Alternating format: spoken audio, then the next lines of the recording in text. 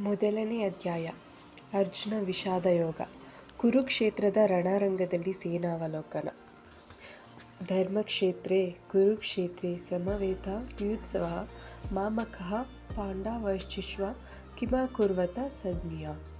ಧೃತರಾಷ್ಟ್ರನು ಕೇಳಿದನು, ಏ ಸಂಜಯ, ಯುದ್ಧಾಪೇಕ್ಷೆಯಿಂದ ನನ್ನ ಮಕ್ಕಳು ಮತ್ತು ಪಾಂಡವರು ಧರ್ಮಕ್ಷೇತ್ರದಲ್ಲಿ ಸೇರಿದ ನಂತರ ಏನು ಮಾಡಿದರು?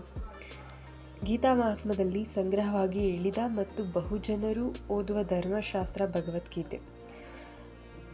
ಅರ್ಜುನನು ಭಗವದ್ಗೀತೆಯನ್ನು ಕೃಷ್ಣನಿಂದಲೇ ನೇರವಾಗಿ ಕೇಳಿ ಅರ್ಥ ಮಾಡಿಕೊಂಡ. ಸ್ಪಷ್ಟವಾಗಿ ಅರ್ಥ ಮಾಡಿಕೊಳ್ಳುವ ರೀತಿಗೆ ಇದೇ ಉದಾಹರಣೆ. ಇದು ಗೀತೆಯಲ್ಲೇ ಇದೆ. ಈ ಗುರು ಶಿಷ್ಯ ಪರಂಪರೆಯಲ್ಲಿ ಸ್ವಪ್ರೇರಿತ ವ್ಯಾಖ್ಯಾನವಿಲ್ಲದೆ ಭಗವದ್ಗೀತೆಯನ್ನು ಅರ್ಥ ಮಾಡಿಕೊಳ್ಳುವ ಭಾಗ್ಯಶಾಲಿಯು ಎಲ್ಲ ವೇದಗಳ ಜ್ಞಾನದ ಅಧ್ಯಯನವನ್ನು, ಜಗತ್ತಿನ ಎಲ್ಲ ಧರ್ಮಗ್ರಂಥಗಳ ಅಧ್ಯಯನವನ್ನು ಮೀರುತ್ತಾನೆ. ಇತರ ಧರ್ಮಗ್ರಂಥಗಳಲ್ಲಿ ಇರುವುದೆಲ್ಲವೂ ಓದುಗನಿಗೆ ಭಗವದ್ಗೀತೆಯಲ್ಲೇ ದೊರೆಯುತ್ತದೆ. ಜೊತೆಗೆ ಬೇರೆಲ್ಲೂ ದೊರೆಯದಿರುವುದು ಇಲ್ಲಿದೆ. ಇದು ಗೀತೆಯ ವಿಶಿಷ್ಟ ಗುಣಮಟ್ಟ. ಇದು ಪರಿಪೂರ್ಣವಾದ ಧರ್ಮಶಾಸ್ತ್ರ, ಏಕೆಂದರೆ ಇದು ದೇವೋತ್ತಮ ಪರಮಪುರುಷನಾದ ಶ್ರೀಕೃಷ್ಣನ ನೇರವಾದ ಮಾತು.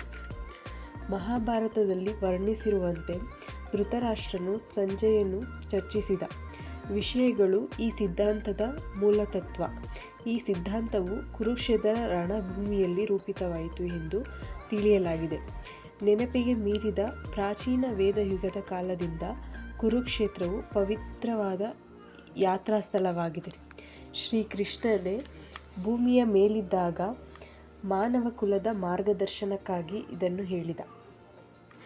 ಧರ್ಮಕ್ಷೇತ್ರ ಎನ್ನುವ ಪದ ಮಹತ್ವದ್ದು, ಏಕೆಂದರೆ ಕುರುಕ್ಷೇತ್ರ ರಣರಂಗದಲ್ಲಿ ದೇವೋತ್ತಮ ಪರಮಪುರುಷನು ಅರ್ಜುನನ ಪಕ್ಷದಲ್ಲಿದ್ದ.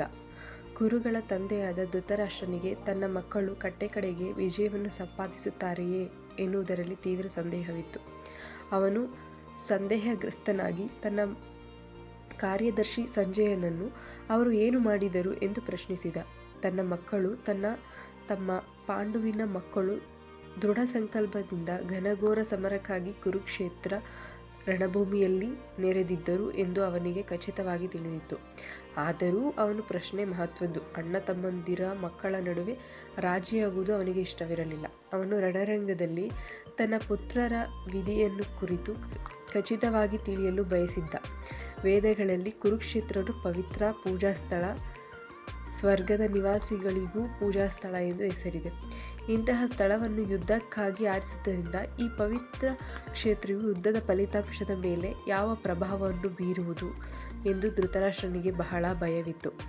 ಅರ್ಜುನನು ಪಾಂಡುವಿನ ಇತರ ಮಕ್ಕಳ ಸ್ವಭಾವತಃ ಧರ್ಮಿಷ್ಠ ಆದುದರಿಂದ ಪವಿತ್ರ ಕ್ಷೇತ್ರದ ಪ್ರಭಾವವು ಪ್ರಬಲವಾಗಿ ಅವರ ಪರವಾಗಿರುತ್ತದೆ ಎಂದು ಆತನಿಗೆ ತಿಳಿದಿತ್ತು.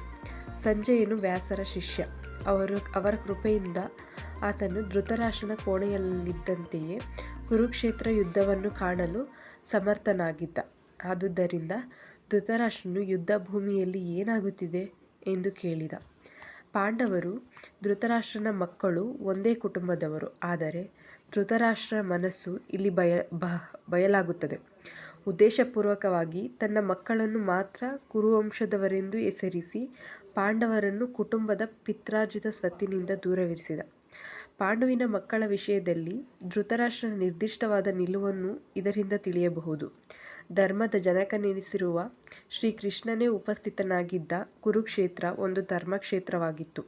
ಅಲ್ಲಿ ಭತ್ತದ ಗದ್ದೆಯಲ್ಲಿ ಕಳೆಯನ್ನು ಕಿತ್ತೆಸೆಯುವ ಹಾಗೆ ದುರ್ಯೋಧನಂತಹ ಅನಗತ್ಯವಾದ ಸಸ್ಯಗಳನ್ನು ಪ್ರಭುವು ಕಿತ್ತೆಸೆಯುತ್ತಾನೆ. ಅಲ್ಲದೆ ಯುಧಿಷ್ಠಿರನಂತಹ ನಾಯಕರನ್ನುಳ್ಳುವ ಧರ್ಮಿಷ್ಠರನ್ನು ಮತ್ತೆ ಪ್ರತಿಷ್ಠಾಪನೆ ಮಾಡುತ್ತಾನೆ. ಈ ನಿರೀಕ್ಷೆ ಪ್ರಸ್ತುತ ವಿಷಯಗಳ ಆರಂಭದಿಂದಲೇ ಇದೆ. ಐತಿಹಾಸಿಕ ಮತ್ತು ವೈದಿಕ ಪ್ರಾಮುಖ್ಯತೆ ಜೊತೆಗೆ ಧರ್ಮಕ್ಷೇತ್ರ, ಕುರುಕ್ಷೇತ್ರ ಎಂಬ ಶಬ್ದಗಳಿಗೆ ಈ ಮಹತ್ವವೂ ಇದೆ.